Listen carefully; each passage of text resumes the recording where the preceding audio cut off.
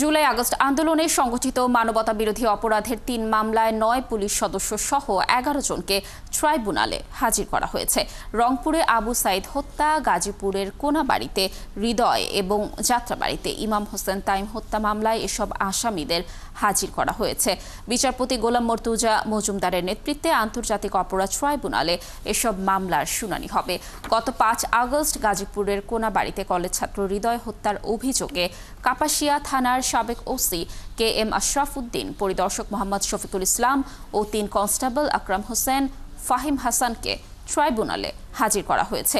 এছাড়া রংপুরে বেগম রোকেয়া বিশ্ববিদ্যালয়ের শিক্ষার্থী আবু সাইদ হত্যাকাণ্ডের ঘটনায় ২ পুলিশ সদস্য আমির হোসেন, সুজন চন্দ্র রায় এবং রোকেয়া বিশ্ববিদ্যালয়ের প্রক্টর শরীফুল ইসলাম ও ছাত্রলীগ নেতা ইমরান হোসেনকে ট্রাইব্যুনালে হাজির করা হয়েছে। ১০ জুলাই আগস্ট আন্দোলনে সংগঠিত মানবতা বিরোধী অপরাধের ৩ মামলায় ৯ পুলিশ সদস্য সহ ১১ জনকে আজ ট্রাইব্যুনালে হাজির করা হয়েছে। সেখানে রয়েছেন সহকর্মী সৈকত সাদিক, তিনি আরও তথ্য নিয়ে আমাদের সাথে যুক্ত হচ্ছেন। সৈকত, আমরা আগের ঘন্টাও আপনার কাছ থেকে শুনছিলাম যে শুনানি তখনও শুরু হয়নি, এখন কি তথ্য রয়েছে শুনানির ব্যাপারে জানাবেন? আর কোনো মামলার ব্যাপারে কোনো তথ্য পেয়েছেন কিনা? হাজতখানায় রাখা হয়েছে। যদিও আমরা ভেবেছিলাম যে হয়তো ১৫-১২টার দিকে শুনানি শুরু হবে। ট্রাইব্যুনালের চেয়ারম্যান বিচারপতি গোলাম মর্তুজা মজুমদার সহ ৩ বিচারপতিও এসেছেন। আসামি পক্ষের যেহেতু ১১ জন আসামি, অনেক আইনজীবী আজকে এসেছেন।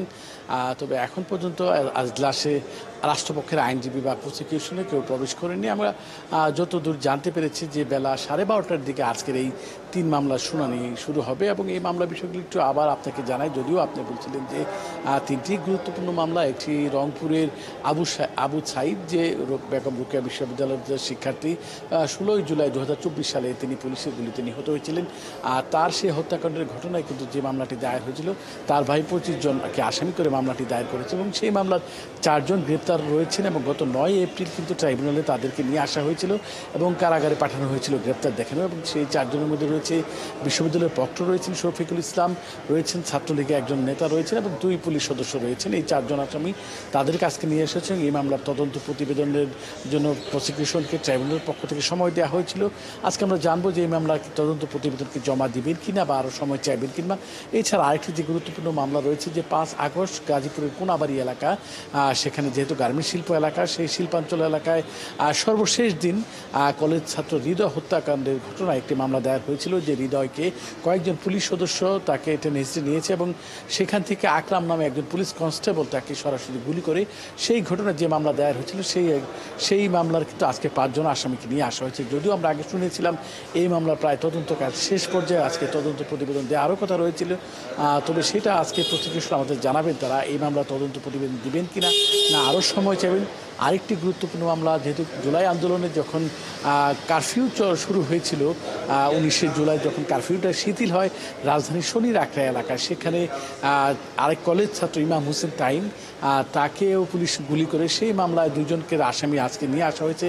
যাত্রাবাড়ি থানার সাবেক ওসি আবুল হাসান এবং এসি তানজিল আহমেদ, এই ২ জনকে নিয়ে আসা হয়েছে। প্রায় ২ ঘন্টার বেশি সময় তাদেরকে ট্রাইব্যুনালে যে হাজতখানা সেখানেই রাখা হয়েছে।